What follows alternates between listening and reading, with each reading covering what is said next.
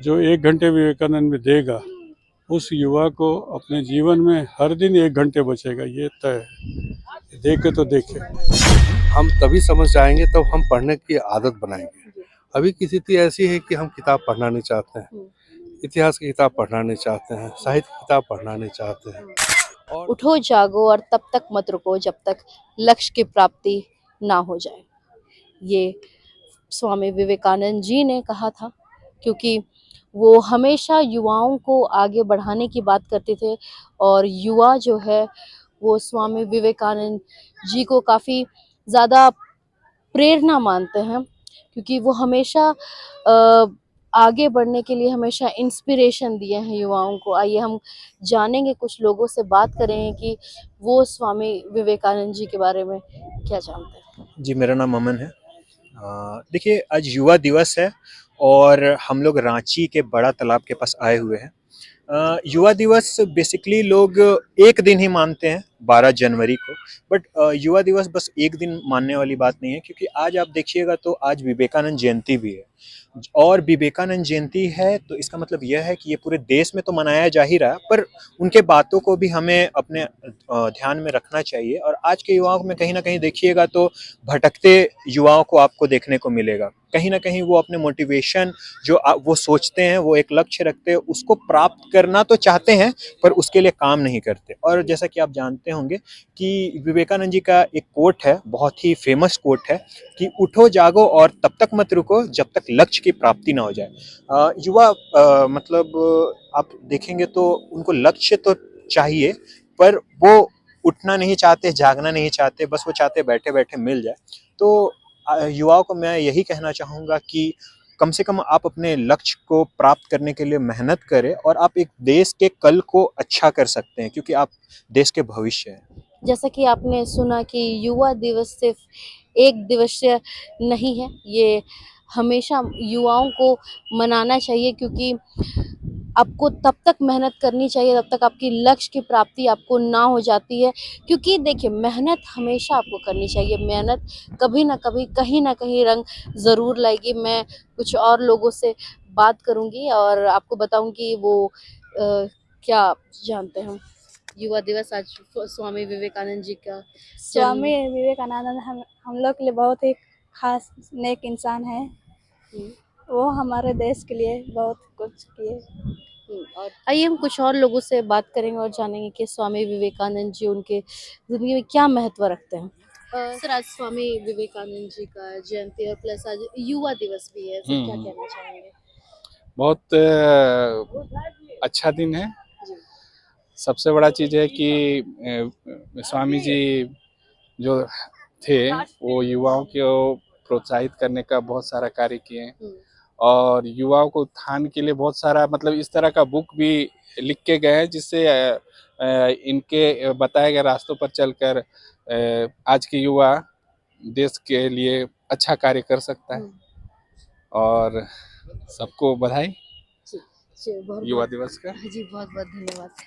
1984 में इसे युवा दिवस घोषित किया गया और विवेकानंद जी युवाओं के लिए नहीं, पूरे देश के लिए, पूरे विश्व के लिए एक महान शक्तिपुंज और प्रेरणा के स्रोत थे।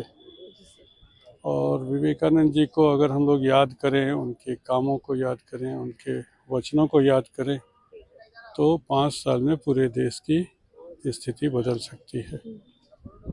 हम लोग की जो पीढ़ी है, जो अभी 50, 55, 60 साल की है, हमें ही चाहिए कि विवेकानंद जी की बातों को फॉलो करें, उनकी बातों को प्रचार प्रसार करें।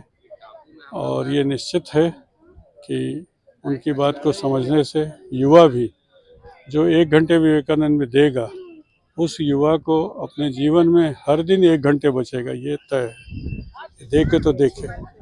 जयंत कुमार झा, विवेकानंद केंद्र कन्याकुमारी, रांची का मैं संचालक हूँ, नगर संचालक हूँ। बैंक से रिटायर्ड हूँ और अन्य सामाजिक कार्यों में भी लगा हुआ हूँ। मेरा नाम प्रशांत सांडिल हुआ और मैं विवेकानंद केंद्र का कार्य करता हूँ। साहित्य का काम मैं देखता हूँ विवेकानंद केंद्र रांची शाखा में। सर, विवेकानंद जी के बारे में हमें थोड़ा बताइए, क्योंकि सर अभी बहुत सारे युवाओं से हमने बात की, उन्हें नहीं पता है उनके बारे में। देखिए, विवेकानंद जी के बारे में अधिक हम तभी समझ जाएंगे तब हम पढ़ने की आदत बनाएंगे। अभी की स्थिति ऐसी है कि हम किताब पढ़ना नहीं चाहते हैं, इतिहास की किताब पढ़ना नहीं चाहते हैं, साहित्य की किताब पढ़ना नहीं चाहते हैं। और तो उसका कारण ये है कि हम अच्छे अपने जितने भी हमारे भारतीय संस्कृति में अच्छे अच्छे फिलोसफर हुए, अच्छे अच्छे संत हुए, सन्यासी हुए, हम उनकी बात को ना जान रहे हैं और ना उनको फॉलो करें। पहले तो जानकारी हो तभी तो हम फॉलो करें। जहाँ तक बात है विवेकानंद जी का, बस एक बात को अगर हम लेके चले, चरित्र निर्माण देश निर्माण। अगर हम चरित्र निर्माण की तरफ चाहते हैं तो फिर देश का निर्माण तो होना ही है। अगर हम अच्छे शैक्षणिक व्यवस्था को प्राप्त करते हैं तो देश का निर्माण होना है। हमारे में ईमानदारी, सच्चाई, कर्मठ योग्यता आएगी तो देश का निर्माण होना है। और चरित्र जो है वो हमें कहीं पर भी किसी भी अच्छाई को प्राप्त करने का मेन साधन, मेन एक शिक्षा है। तो ये शैक्षणिक व्यवस्था में चरित्र निर्माण बहुत बड़ी चीज़ है। तो स्वामी विवेकानंद जी के अगर आप 100 साल पहले की उनके बोले गए वचनों को आप 1902 में तो एक्सपायर कर गया, 1863 में और 1902 में एक्सपायर किए। जस्ट उनकी चीज़ छोटी सी जिंदगी में उन्होंने दुनिया को एक भारतीय संस्कृति को परिचय करवा दिया। भारतीय संस्कृति क्या है, भारतीय संस्कृति की शिक्षा की व्यवस्था और हमारे संस्कृति में चरित्र निर्माण क्या होना चाहिए, इन्होंने सब कुछ बता दिया। तो जहाँ तक बात है विवेकानंद जी के, उनके कहने, उनके विचारों को हम जरूर पढ़ें। हर छात्र को पढ़ना चाहिए, यही मेरा मत है।